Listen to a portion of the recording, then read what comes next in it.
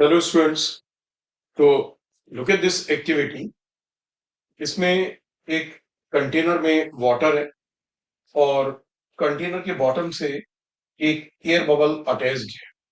फिर इन फिगर्स में क्या दिखाया गया कि साइड से एयर बबल एंटर करती है एयर बबल के अंदर, और जैसे जैसे एयर बबल का साइज इंक्रीज करता है, gradually air bubble bottom of the container से डिटैच हो जाता है और ये ऊपर की ओर चला जाता है। तो ये एक नेचर में जो एक्टिविटी होती है, इसका एक्सप्लेनेशन और इससे रिलेटेड पैरामीटर्स किन फोर्सेस पे बेस्ड है, किन पैरामीटर्स पे बेस्ड है, मैं आपको एक्सप्लेन करता हूं। और जेई और नीट के लिए it becomes a very important question. Look at this. होता क्या है कि जब ये air bubble bottom of the container से अटैच्ड है,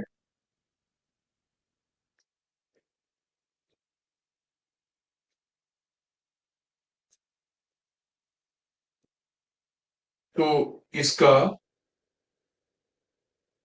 जो एक सर्कुलर फॉर्म में जो इसका सरफेस एरिया बॉटम से अटैच्ड है, this surface area is इसकी radius small r, and at any moment the radius of the bubble, जो बबल की रेडियस है, इट्स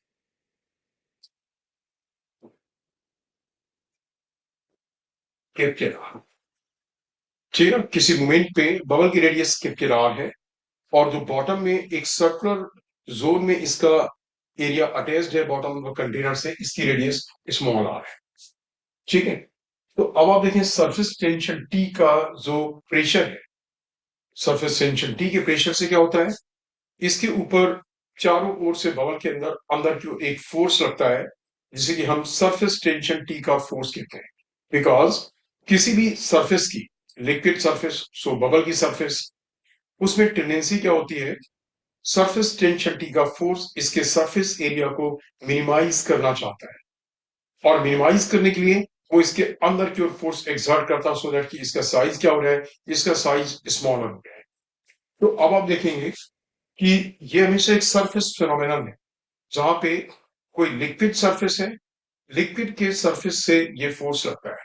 आप देखें यहाँ पे, इस केस में यहाँ पे जो लिक्विड सरफेस के साथ एयर बबल है, एयर है, इससे फोर्स यहां लगेगा, इससे यहां लगेगा, इससे यहां लगेगा, इससे यहां लगेगा, इससे यहां लगेगा, और यहां से फोर्स अंदर लगेगा। अब जो स्मॉल आर रेडियस का ये पार्ट जो इसके बॉटम से अटैच्ड है, जब आप इसी के इक्विवेलेंट स्मॉल आर रेडियस का पार्ट इसके यहां पे लेंगे टॉप पे, इससे जो टॉप पे जो आपने पार्ट लिया, इससे सरफेस टेंशन टी का फोर्स क्या होगा, इसके ऊपर नीचे की ओर रहेगा। सरफेस टेंशन टी से जो एक्स्ट्रा प्रेशर होता है, एक्सेस प्रेशर, वो एक्सेस प्रेशर का अमाउंट होता है 2T upon capital R, where R is the radius of the bubble. हाँ बच्चों, इसमें एक चीज ध्यान रखोगे, जैसे जनरली आपने क्या रीड करा होगा कि जो सरफेस टेंशन टी का एक्सेस प्रेशर है ऑन ए सोप बबल में वो 4T/R होता है, और लिक्विड ड्रॉप में 2T/R होता है। मैंने यहाँ पे 2T/R लिया। So there is a good concept. What, soap bubble में जो सोप का लिक्विड है, उससे बाहर भी एयर है और अंदर भी एयर है। दैट मीन्स कि वहां पे अंदर और बाहर मिलकर के दो सरफेसेस बन जाती हैं, और वो ये सरफेस एक्टिविटी है, तो वहां पे 2T/R और 2T/R प्रेशर दोनों ओर से लगता है, so that is what 4T/R। But यहाँ पे देखो आप, बाहर तो पूरा लिक्विड है, बाहर कोई एयर थोड़ी है, बाहर पूरा लिक्विड है, तो केवल एक बार एक जगह, दैट इज व्हाट, इसके अंदर एयर और वाटर कांटेक्ट में है, तो एक सरफेस से जो प्रेशर एक्सेस प्रेशर हुआ, दैट बी और 2T/R। फिर इसके करस्पॉन्डिंग इसका टॉप पे पार्ट है, उससे फोर्स नीचे की ओर कितना लगा, excess pressure into area pi r square, इतना फोर्स नीचे लगा। और करस्पॉन्डिंग फोर्स यहां से ऊपर नहीं लगा, इस जगह से ऊपर नहीं लगा। ऊपर क्यों नहीं लगा, यहां से ऊपर फोर्स इसलिए नहीं लगा क्योंकि यहाँ पे एयर कांटेक्ट में किसके है, लिक्विड के कांटेक्ट में नहीं है, यहाँ पे एयर कांटेक्ट में किसके है, सॉलिड के। जो बॉटम ऑफ द कंटेनर है सॉलिड, उसके कांटेक्ट में, एंड इट्स लिक्विड एक्टिविटी, इसलिए बॉटम से फोर्स ऊपर क्यों नहीं लगा।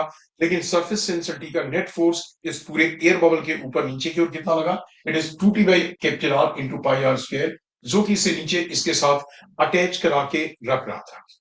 अब आप देखें, जैसे जैसे साइड से एयर अंदर एंटर करती है, बबल का साइज इंक्रीज होता है। इसके ऊपर जो बॉइंग फोर्स अपवर्ड डायरेक्शन रहेगा, that Boeing force is how much, 4/3 pi r cube into density of the liquid into g. This is what, 4/3 pi r cube into volume of the air into density of the liquid. क्योंकि इस air में इतने liquid को displace किया हुआ है, ये पूरा एयर बबल लिक्विड के अंदर है, तो इसके होने की वजह से इस वॉल्यूम के लिक्विड कितना डिस्प्लेस हुआ, 4/3 pi r cube into what, इसका volume into density of the liquid into g, it is the weight of the displace liquid. जैसे आप बोलते हैं ये पूरा तो एयर बबल नहीं था, इसमें थोड़ा सा पार्ट तो ये फ्लैट था, but that is a very small part. It is generally given that small r is very very small compare to capital R. जब ये डिटैच होता है तो स्मॉल आर की वैल्यू जो होती है वो कैपिटल आर की कंपेरिजन में बहुत छोटी होती है, तो आप इसे ऑलमोस्ट पूरा एयर बबल लेंगे, complete air spherical air bubble. अब आपसे पूछते क्या है, what will become the radius of the air bubble when it gets detached from the surface? तो आप देखो यहां से कैपिटल आर कैलकुलेट कर लोगे, पाई से पाई विल बी कैंसिल, एंड इससे आपका हुआ कि 2t, 2 into 3 6, इसे 2 से यहाँ पे 2 आ जाएगा, so that will become what, 3/2 into t into small r square. ठीक है, ये 3 into 2 6, और यहां से 4 है तो 4 से नीचे 2, तो that will become what, 3/2 t into r square, और पाई से पाई कैंसिल हो गया, upon rho g is equal to r⁴। That means की जो रेडियस r की वैल्यू होगी एयर बबल की, रेडियस r की वैल्यू होगी 4th root of what, 3/2 t into small r square upon rho into g. This is the value of what? This is the value of radius r जब ये air bubble इसके bottom से detach होकर के ऊपर चला जाए। All right, students. So hope this got clear, and it's a very, very important question for the JEE.